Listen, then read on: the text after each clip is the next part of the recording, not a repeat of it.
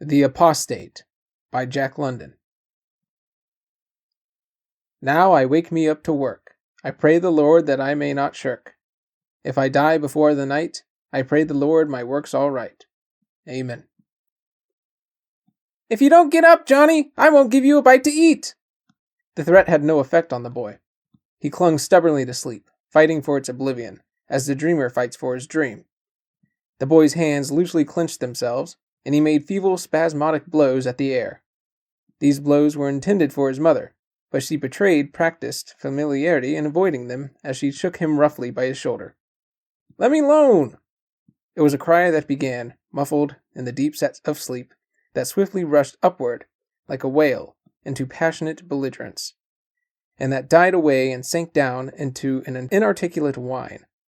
It was a bestial cry, as of a soul in torment, filled with infinite protest and pain.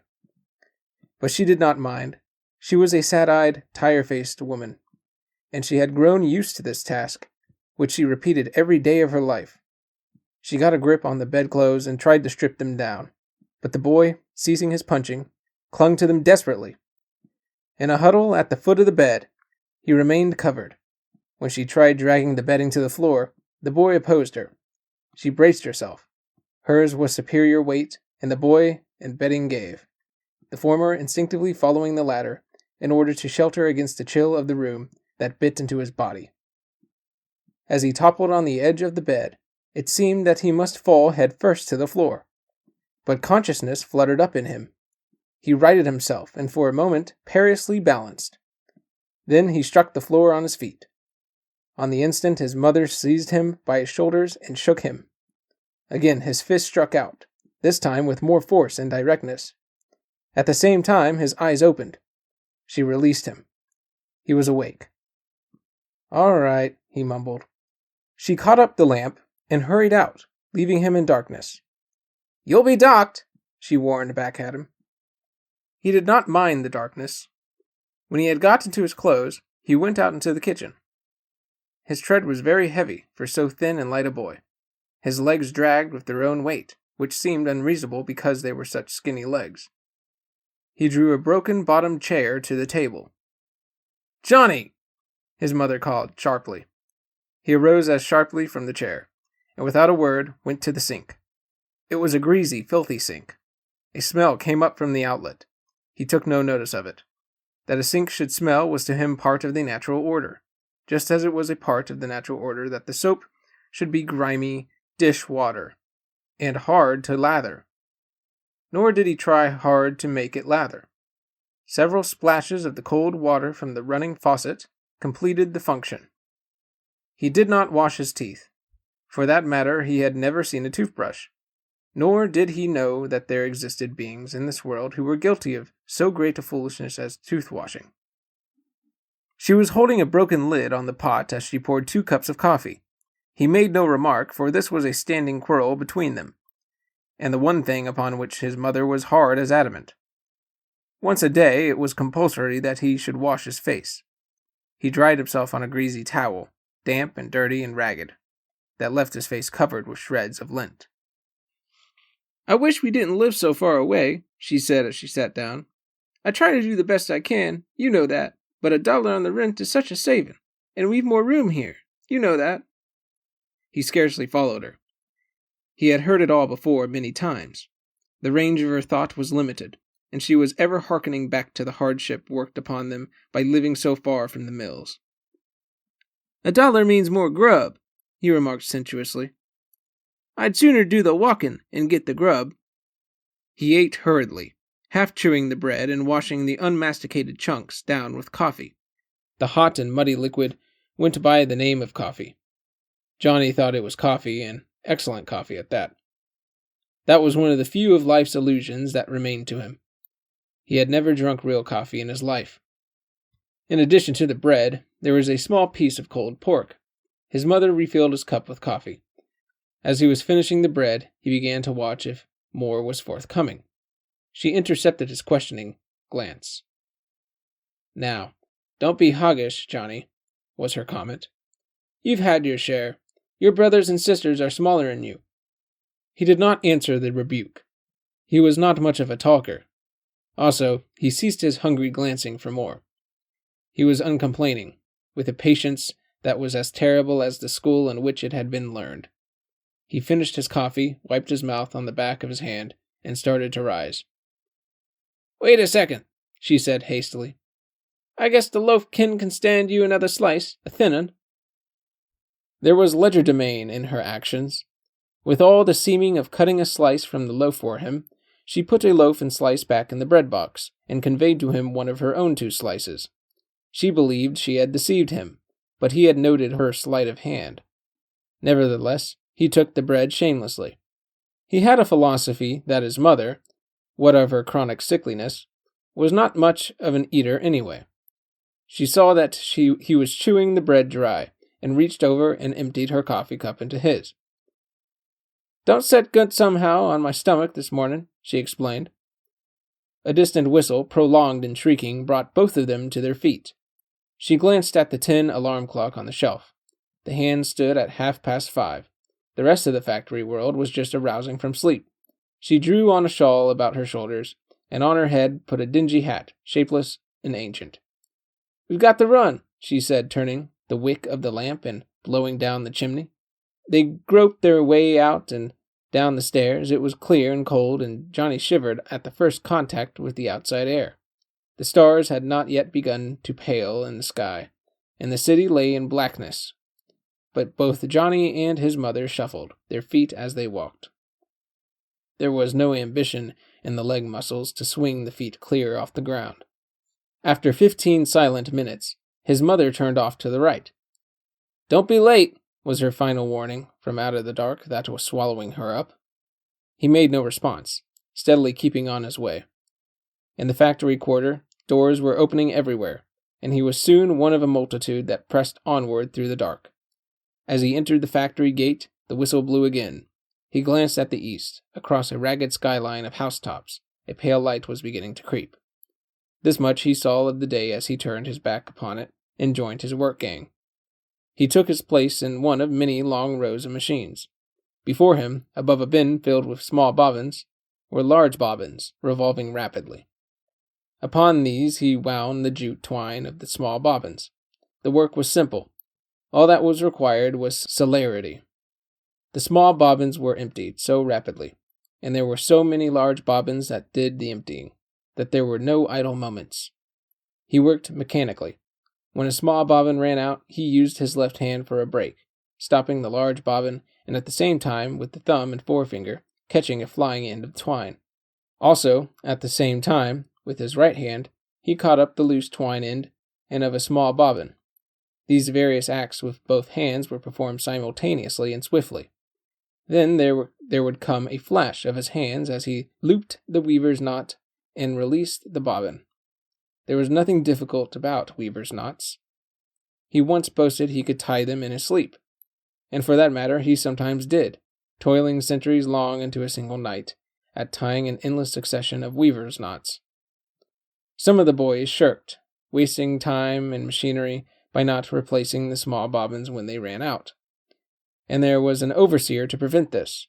He caught Johnny's neighbor at the trick and boxed his ears. "Look at Johnny there. Why aren't you like him?" the overseer wrathfully demanded.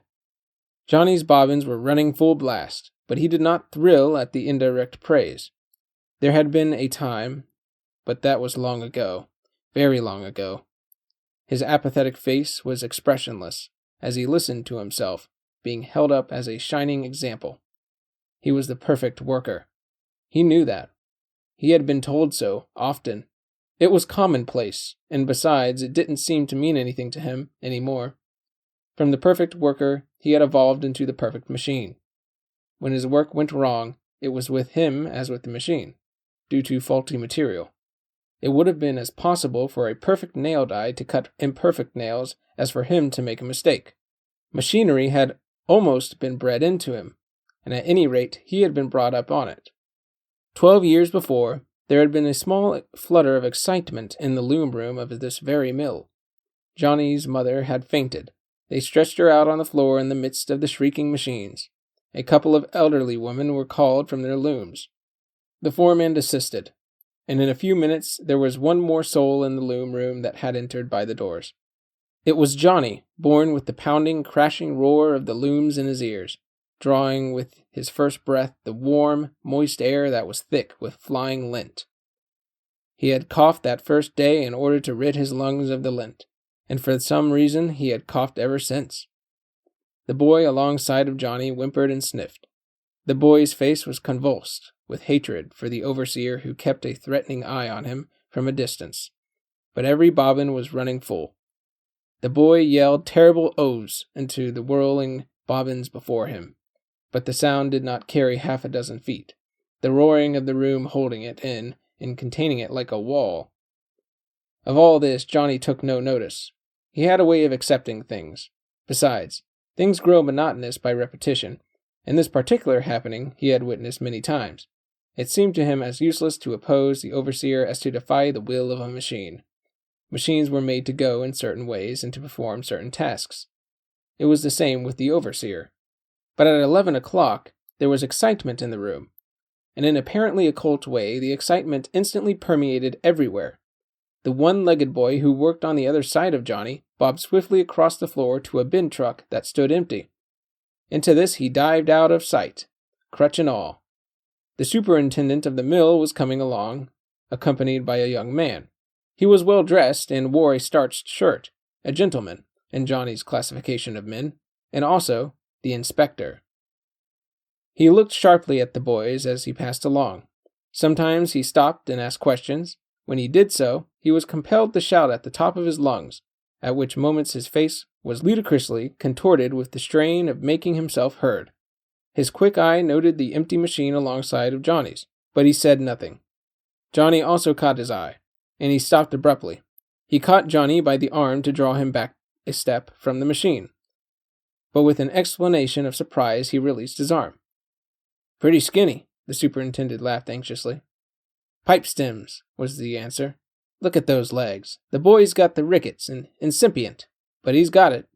If epilepsy doesn't get him in the end, it will be because tuberculosis gets him first." Johnny listened, but did not understand. Furthermore, he was not interested in future ills. There was an immediate and more serious ill that threatened him in the form of the inspector. "Now, my boy, I want you to tell me the truth," the inspector said, or shouted, bending close to the boy's ear to make him hear. "How old are you?" 14, Johnny lied. And he lied with the full force of his lungs. So loudly did he lie that it started him off in a dry, hacking cough that lifted the lint which had been settling in his lungs all morning. "Looks 16 at least," said the superintendent. "Or 60, snapped the inspector. "He's always looked that way." "How long?" asked the inspector quickly. "For years." "Never gets a bit older." "Or younger, I dare say. I suppose he's worked here all these years?" "Off and on. Well, that was before the new law was passed," the superintendent hastened to add. "Machine idle?" the inspector asked, pointing at the unoccupied machine beside Johnny's, in which the part-filled bobbins were flying like mad. "Looks that way." The superintendent motioned the overseer to him and shouted in his ear and pointed at the machine. "Machine's idle," he reported back to the inspector. They passed on, and Johnny returned to his work, relieved in that the ill had been averted. But the one-legged boy was not so fortunate. The sharp-eyed inspector hailed him out at arm's length from the bin truck. His lips were quivering, and his face had all the expression of one upon whom was fallen profound and irredeemable disaster. The overseer looked astounded, as though for the first time he had laid eyes on the boy, while the superintendent's face expressed shock and displeasure. "I know him," said the inspector. "He's 12 years old. I've had him discharged from 3 factories inside the year. This makes the 4th. He turned to the one-legged boy. "You promised me, word and honor, that you'd go to school." The one-legged boy burst into tears. "Please, Mr. Inspector, 2 babies died on us, and we're awful poor." "What makes you cough that way?" the inspector demanded, as though charging him with a crime. And as in denial of guilt, the one-legged boy replied, "It ain't nothing. I just caught a cold last week, Mr. Inspector, that's all." In the end, the one-legged boy went out of the room with the inspector, the latter occupied by the anxious and protesting superintendent. After that monotony settled down again, the long morning and the longer afternoon wore away, and the whistle blew for quitting time. Darkness had already fallen when Johnny passed out through the factory gate. In the interval, the sun had made a golden ladder of the sky, flooded the world with its gracious warmth, and dropped down and disappeared in the west behind a ragged skyline of housetops. Supper was the family meal of the day, the one meal at which Johnny encountered his younger brothers and sisters. It partook of the nature of an encounter to him, for he was very old, while they were distressingly young. He had no patience with their excessive and amazing juvenility. He did not understand it. His own childhood was too far behind him. He was like an old and irritable man, annoyed by the turbulence of their young spirits that was to him errant silliness. He glowered silently over his food, finding compensation in the thought that they would soon have to go to work. That would take the edge off them and make them sedate and dignified, like him. Thus it was, after the fashion of the human, that Johnny made of himself a yardstick with which to measure the universe. During the meal, his mother explained in various ways and with infinite repetition that she was trying to do the best she could, so that it was with relief and the scant meal ended that Johnny shoved back his chair and arose. He debated for a moment between bed and the front door, and finally went out the ladder. He did not go far. He sat down on the stoop, his knees drawn up and his narrow shoulders drooping forward, his elbows on his knees, and the palm of his hand supporting his chin. As he sat there, he did no thinking. He was just resting. So far as his mind was concerned, it was asleep. His brothers and sisters came out and with other children played noisily about him. An electric globe on the corner lighted their frolics. He was peevish and irritable, that they knew, but the spirit of adventure lured them into teasing him. They joined hands before him and, keeping time with their bodies, chanted in his face, weird and uncomplimentary doggerel. At first he snarled curses at them, curses he had learned from the lips of various foremen. Finding this futile and remembering his dignity, he relapsed into dog silence. His brother Will, next to him in age, having just passed his 10th birthday, was the ringleader. Johnny did not possess particularly kindly feelings toward him.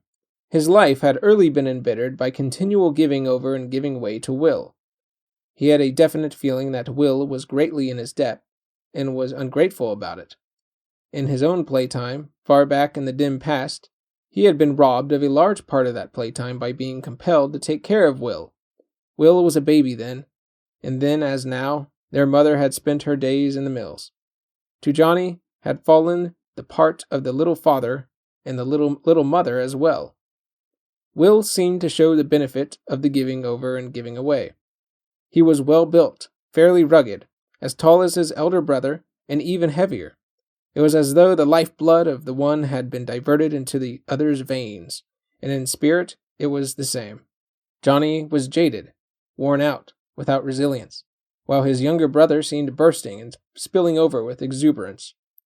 The mocking chant rose louder and louder. Will leaned closer as he danced, thrusting out his tongue. Johnny's left arm shot out and caught the other round his neck. At the same time he rapped his bony fist to the other's nose. It was a pathetically bony fist, but that it was a sharp to hurt was evidenced by the squeal of pain it produced. The other children were uttering frightening cries, while Johnny's sister, Jenny, had dashed into the house. He thrust Will from him, kicked him savagely in the shins, then reached for him and slammed his face downward in the dirt. Nor did he release him until the face had been rubbed into the dirt several times. Then the mother arrived, the anemic whirlwind of solicitude and maternal wrath. "Why can't he leave me alone?" was Johnny's reply to her upbraiding. "Can't he see I'm tired?" "I'm big as you," Will raged in her arms, his face a mess of tears, dirt, and blood. "I'm big as you now, and I'm going to get bigger. Then I'll lick you. See if I don't." "You ought to be at work, seeing just how big you are," Johnny snarled. "That's what's the matter with you. You ought to be to work, and it's up to your ma to put you to work." "But he's too young," she protested. "He's only a little boy. I was younger than him when I started the work." Johnny's mouth was open, further to express the sense of unfairness that he felt. But the mouth closed with a snap. He turned gloomily on his heel and stalked into the house, into the bed.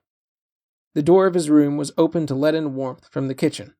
As he undressed in the semi-darkness, he could hear his mother talking with a neighbor woman who had dropped in.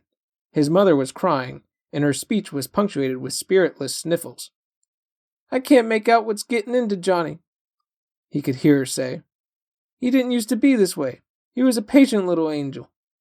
And he is a good boy," she hastened to defend.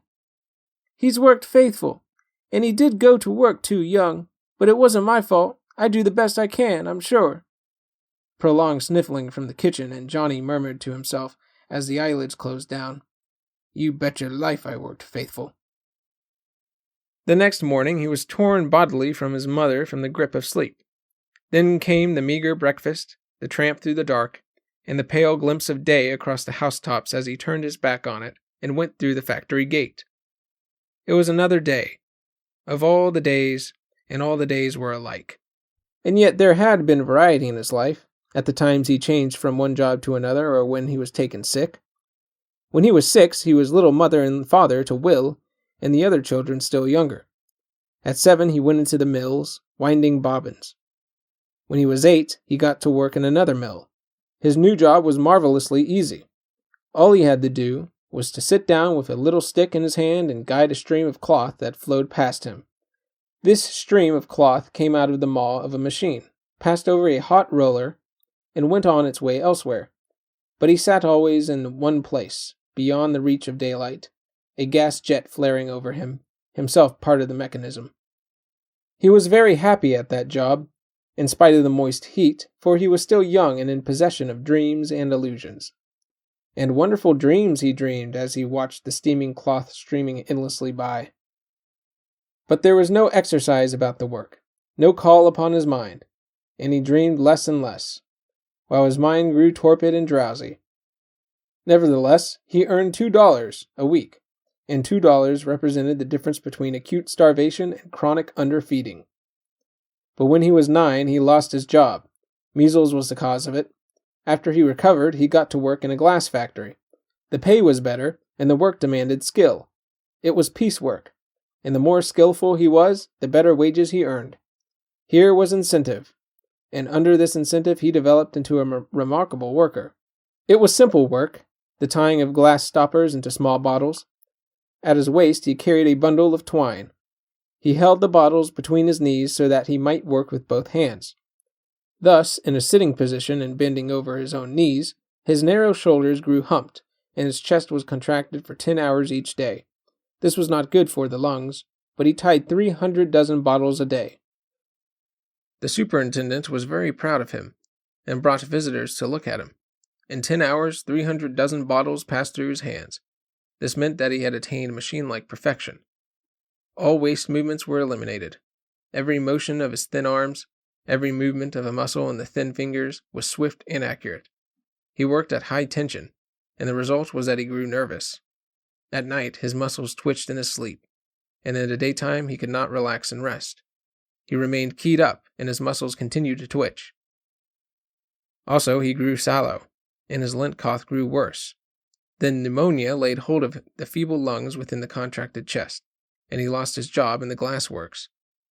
Now he had returned to the jute mills where he had first begun with winding bobbins. But promotion was waiting for him. He was a good worker. He would next go to the starcher, and later he would go into the loom room. There was nothing after that except increased efficiency. The machinery ran faster than when he had first gone to work, and his mind ran slower. He no longer dreamed at all, though his earlier years had been full of dreaming. Once he had been in love. It was when he first began guiding that cloth over the hot roller, and it was with the daughter of the superintendent. She was much older than he, a young woman, and he had seen her at a distance only a paltry half-dozen times. But that made no difference. On the surface of the cloth stream that poured past him, he pictured radiant futures wherein he performed prodigies of toil, invented miraculous machines, won to the mastership of the mills, and in the end took her in his arms and kissed her soberly on the brow. But that was all in the long ago, before he had grown too old and tired to love. Also, she had married and gone away, and his mind had gone to sleep. Yet it had been a wonderful experience, and he often used to look back upon it as other men and women look back upon the time they believed in fairies. He had never believed in fairies nor Santa Claus, but he had believed implicitly in the smiling future his imagination had wrought into the steaming cloth stream. He had become a man very early in his life. At 7, when he drew his first wages, began his adolescence. A certain feeling of independence crept up in him, and the relationship between him and his mother changed. Somehow, as an earner and breadwinner, doing his own work in the world, he was more like an equal with her. Manhood, full-blown manhood, had come when he was 11, at which time he had gone to work on the night shift for 6 months.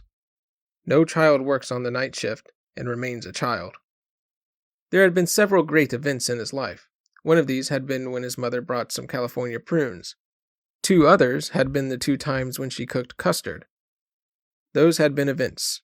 He remembered them kindly, and at that time his mother had told him of a blissful dish she would sometimes make. Floating island, she had called it. Better than custard. For years he had looked forward to the day when he would sit down to the table with a floating island before him, until at last he had relegated the idea of it to the limbo of unattainable ideals. Once he found a silver quarter lying on the sidewalk. That, also, was a great event in his life, withal a tragic one. He knew his duty on the instant the silver flashed his eyes, before even he had picked it up. At home, as usual, there was not enough to eat, and home he would have taken it as he did his wage every Saturday night. Right conduct in this case was obvious. But he never had any spending of his money, and he was suffering from candy hunger. He was ravenous for the sweets that only a red-letter days he had ever tasted in his life. He did not attempt to deceive himself. He knew it was a sin, and deliberately he sinned when he went on a 15-cent candy debauch. 10 cents he saved for a future orgy. But not being accustomed to the carrying of money, he lost the 10 cents. This occurred at the time when he was suffering all the torments of conscience, and it was to him the act of divine retribution. He had a frightened sense of the closeness of an awful and wrathful God. God had seen, and God had been swift to punish, denying him even the full wages of sin. In memory, he always looked back upon that event as one of the great criminal deeds of his life, and at the recollection his conscience always awoke and gave him another twinge. It was the one skeleton in his closet. Also, being so made and circumstanced, he looked back upon the deed with regret. He was so dissatisfied with the manner in which he had spent the quarter. He could have invested it better, and out of his later knowledge of the quickness of God, he would have beaten God out by spending the whole quarter at one fell swoop. In retrospect, he spent the quarter 1,000 times, and each time to a better advantage. There was one other memory of the past, dim and faded, but stamped into his soul everlasting by the savage feet of his father. It was more like a nightmare than a remembered vision of a concrete thing, more like the race memory of man that makes him fall into sleep and that goes back to his arboreal ancestry. This particular memory never came to Johnny in broad daylight when he was wide awake. It came at night in bed, at the moment that his consciousness was sinking down and losing itself in sleep. It always aroused him to frightened wakefulness, and for the moment, in the first sickening start, it seemed to him that he lay crosswise on the foot of the bed. In the bed were the vague forms of his father and mother. He never saw what his father looked like. He had but one impression of his father, and that was that he had savage and pitiless feet. His earlier memories lingered with him, but he had no late memories. All days were alike. Yesterday or last year were the same as 1,000 years, or a minute. Nothing ever happened. There were no events to mark the march of time. Time did not march. It stood always still. It was only the whirling machines that moved, and they moved nowhere, in spite of the fact that they moved faster. When he was 14, he went to work on the starcher. It was a colossal event.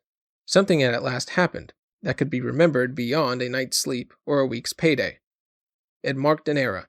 It was a machine Olympiad, a thing to date from when I went to work on the starcher, or after or before I went to work on the starcher, were sentences often on his lips. He celebrated his 16th birthday by going into the loom room and taking a loom.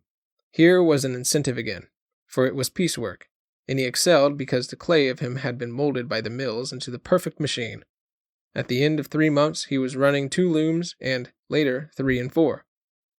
At the end of his 2nd year at the looms, he was turning out more yards than any other weaver. and more than twice as much as some of the less skillful ones. And at home things began to prosper as he approached the full stature of his earning power. Not, however, that his increased earnings were in excess of need. The children were growing up. They ate more, and they were going to school, and school books cost money. And somehow, the faster he worked, the faster climbed the prices of things. Even the rent went up, though the house had fallen from bad to worse disrepair.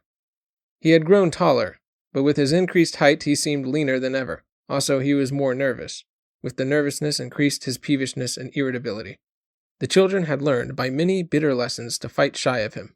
His mother respected him for his earning power, but somehow her respect was tinctured with fear. There was no joyousness in life for him. The procession of days he never saw, the nights he slept away in twitching unconsciousness. The rest of the time he worked, and his consciousness was machine consciousness. Outside his mind was a blank. He had no ideals and but one illusion, namely that he drank excellent coffee. He was a work beast. He had no mental life whatsoever. Yet deep down in the crypts of his mind, unknown to him, were being weighed and sifted every hour of his toil, every moment of his hands, every twitch of his muscles, and preparations were making for a future course of action that would amaze him and all his little world. It was in the late spring that he came home from work one night, aware of the unusual tiredness.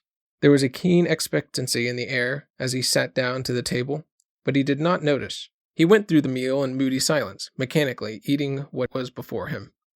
The children ummed and ahed and made smacking noises with their mouths, but he was deaf to them. "Do you know what you're eatin'?" his mother demanded at last, desperately. He looked vacantly at the dish before him and vacantly at her. "Floating island," she announced triumphantly. "Oh," he said.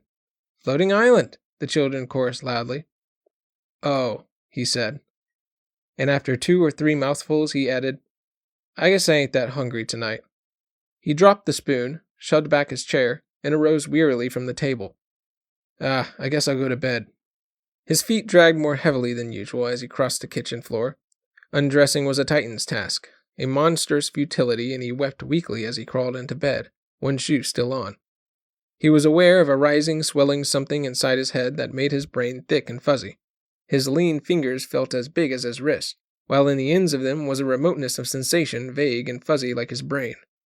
The small of his back ached, intolerably. He ached everywhere, and in his head began the shrieking, pounding, crashing, roaring of a million looms. All space was filled with flying shuttles. They darted in and out, intricately amongst the stars. He worked 1,000 looms himself, and ever they speeded up, faster and faster, and his brain unwound faster and faster, and became the thread that fed the 1,000 flying shuttles. He did not go to work next morning. He was too busy weaving colossally in the 1,000 looms that ran inside his head. His mother went to work, but first she sent for the doctor. It was a severe attack of the Gripe, he said. Jenny served as a nurse and carried out his instructions. It was a very severe attack, and it was a week before Johnny dressed and tattered feebly across the floor. Another week, the doctor said, and he would be fit to return to work. The foreman of the loom room visited him on Sunday afternoon, the first day of his convalescence. The best weaver in the room, the foreman told his mother. His job would be held for him. He could come back to work a week from Monday. "Why don't you thank him, Johnny?" his mother asked anxiously.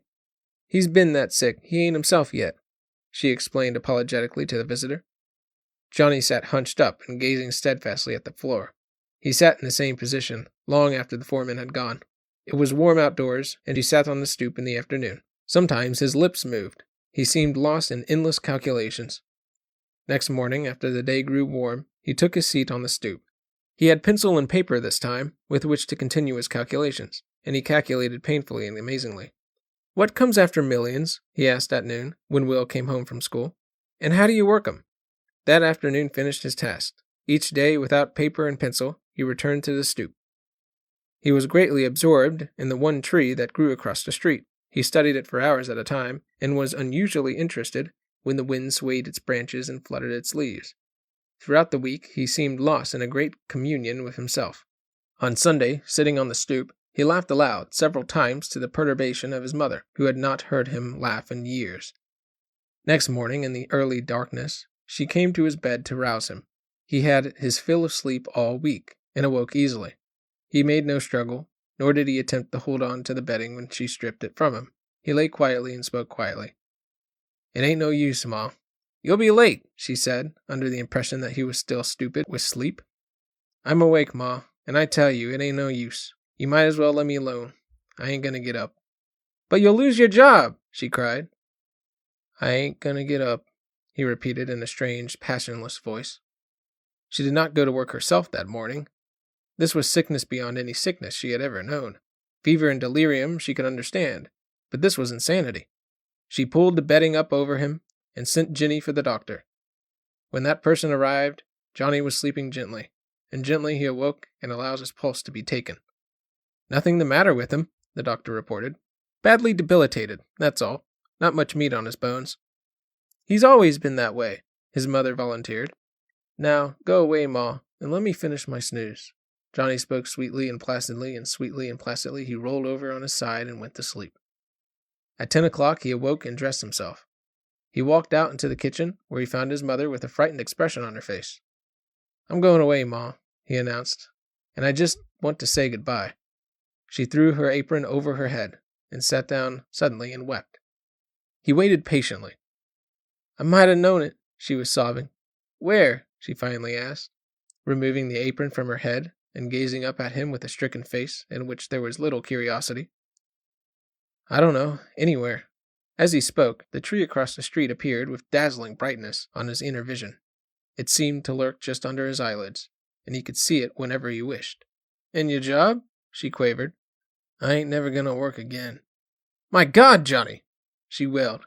"Don't say that!" What he had said was blasphemy to her. As a mother who hears her child deny God, was Johnny's mother shocked by his words. "What's got into you, anyway?" she demanded, with a lame attempt at imperativeness. "Figures," he answered. "Just figures. I've been doing a lot of figuring this week, and it's most surprising." "I don't see what that's got to do with it," she sniffled. John smiled patiently, and his mother was aware of a distinct shock at the persistent absence of his peevishness and irritability. "I'll show you," he said. "I'm plumb tired out." "What makes me tired?" "Moves. I've been moving ever since I was born. I'm tired of moving, and I ain't going to move anymore. Remember when I worked at the glass house? I used to do 300 dozen a day. Now I reckon I made about 10 different moves to each bottle. That's 36,000 moves a day. 10 days, 360,000 moves a day. 1 month, 1,080,000 moves. Chuck out 80,000. He spoke with the complacent beneficence of a philanthropist. "Chuck out 80,000. That leaves 1,000,000 moves a month. 12 million moves a year. At the looms, I'm moving twice as much. That makes 25 million moves a year. And it seems to me I've been moving that way most 1,000,000 years. Now this week I ain't moved at all. I ain't made one move in hours. I tell you, it was swell, just setting there, hours and hours, and doing nothing. I ain't never been happy before. I never had any time. I've been moving all the time. That ain't no way to be happy. And I ain't gonna do it anymore. I'm just gonna set and rest, and then rest some more." "But what's going to come of Will and the children?" she asked despairingly. "That's it, Will and the children," he repeated. But there was no bitterness in his voice. He had long known his mother's ambition for the younger boy, but the thought of it no longer rankled. Nothing mattered anymore, not even that. "I know, Ma, what you've been planning for Will. Keeping him in school to make a bookkeeper out of him. But it ain't no use. I've quit. He's got to go to work. And after I've brung you up the way I have," she wept, starting to cover her head with the apron and changing her mind. "You never brung me up," he answered with a sad kindliness. "I brung myself up, Ma, and I brung up Will. He's bigger than me, and heavier, and taller. When I was a kid, I reckon I didn't get enough to eat. When he come along and was a kid, I was working and earning grub for him too. But that's done with. Will can go to work, same as me. Or he can go to hell. I don't care which. I'm tired. I'm going now. Ain't you gonna say goodbye?" She made no reply.